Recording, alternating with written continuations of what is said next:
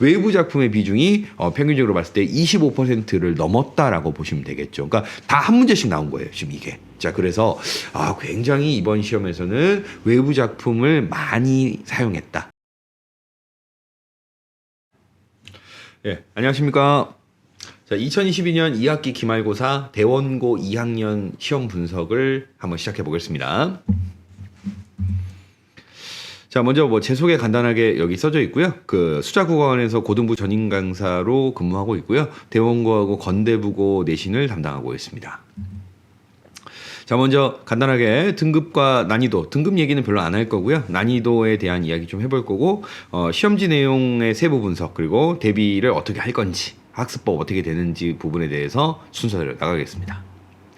자, 먼저 첫 번째입니다. 등급 및 시험 분석입니다. 자, 일단 첫 번째로 말씀드리고 싶은 건 제가 최근 몇 년간 봤던 대원고 시험 중에서 가장 어려웠습니다. 자, 그래서 시험 보기 전에 선생님들께서 굉장히 어렵게 낼 거야. 이렇게 어렵게 낸 시험지를 본 적이 없어. 이런 말씀하셔서 제가 좀 개인적으로 농담으로 학생들한테 야, 너네 시험 어려워 봤자지. 뭐 이렇게 얘기했었는데 저도 시험지 보고 깜짝 놀랐습니다. 그래서 등급도 이렇게 어려운 만큼 어려워진 만큼 물론 다른 학교 시험에 비해서 아주 어렵지는 않습니다. 솔직히 말해서. 자, 하지만 어찌됐건 기존에 나왔던 대원고의 난이도에 비해서는 상당히 어려운 시험이었다. 그러니까 거의 본 적이 없을 정도로 최근 몇 년도 동안 어려운 시험이었던 거 맞고요.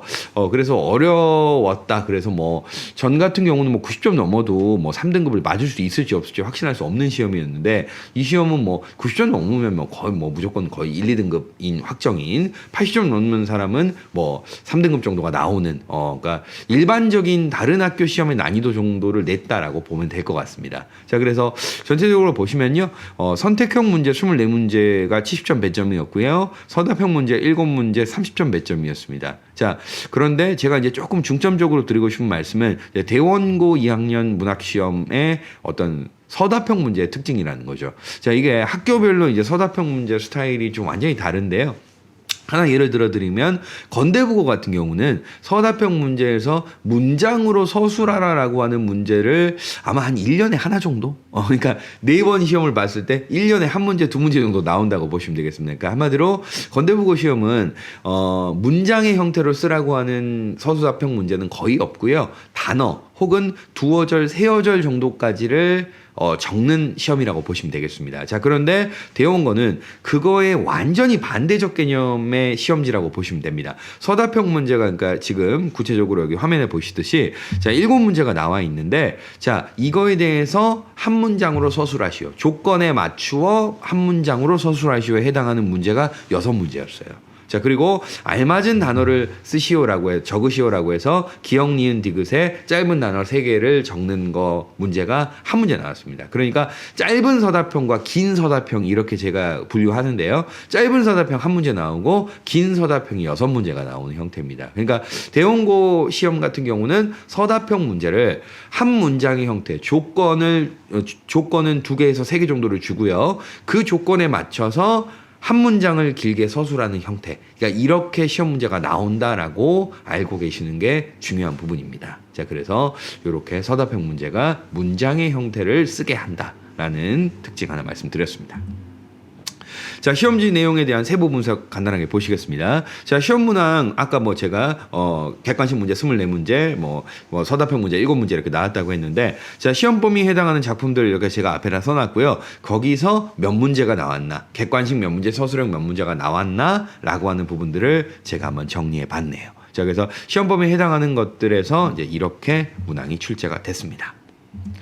자, 그럼 이제 조금 더 외부 작품 분석 이제 차트를 보시겠습니다. 자, 외부 작품 이렇게 나왔습니다. 하나, 둘, 셋, 넷, 다섯, 여섯, 7개의 작품이 외부 작품으로 등장했고요. 7개. 그러니까 이번 시험이 왜 어려웠는지를 보여주는 정확한 페이지라고 봅니다. 저는. 그래서 자, 이렇게 7개나 되는 외부 작품이 나왔죠. 그러니까 더군다나 자, 외부 작품이라고 하는 게 사실은 한 문제 1, 2, 3, 4, 5번의 선지에 외부 작품 5개가 나오는 경우에는 5개가 나왔지만 사실 한 문제거든요. 그러니까 외부 작품이 몇 개가 나왔냐가 명확하게 이제 그 점수에 영향을 미치는 부분이 정확하게 일치하지는 않습니다. 그러니까 예를 들면 한 문제가 예를 3점짜리 문제인데 3점짜리 문제에 5개의 외부 작품이 나왔다고 하면 5개의 외부 작품이 나왔다고 해서 엄청난 비중을 차지하는 건 아니잖아요. 결국은 3점이잖아요. 그거 다 합쳐서. 자, 그런데 지금 여기 나와 있는 하나, 둘, 셋, 넷, 다섯, 여섯, 7개의 외부 작품이 굉장히 신기하게도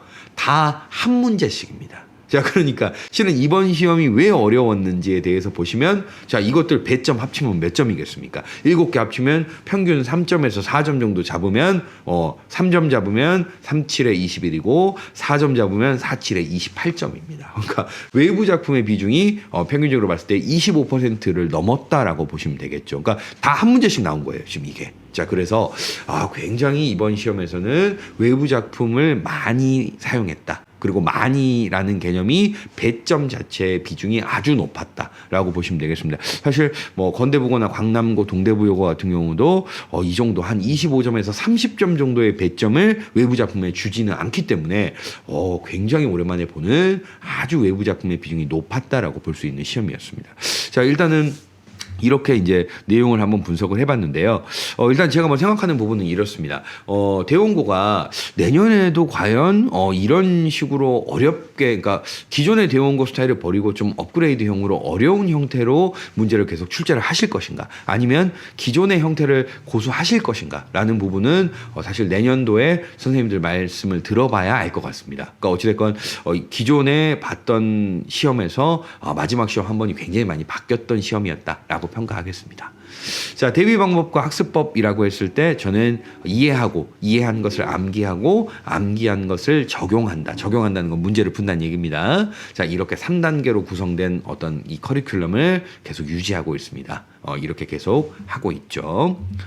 자, 저희 수자학원과 함께하면 할 수 있다, 이렇게 말씀드리고 있습니다. 과거에 저희가 가지고 있는 기록들, 필기 자료들, 학교 기출 문제들, 자, 이런 것들과 지금 저희가 선생님과 학생이 함께 열심히 하는 열정, 이것들이 합쳐지면 저는 성공을 거둘 수 있다고 생각합니다. 자, 짧은 시간 동안 대원고 시험 분석에 대해서 들어주셔서 감사합니다.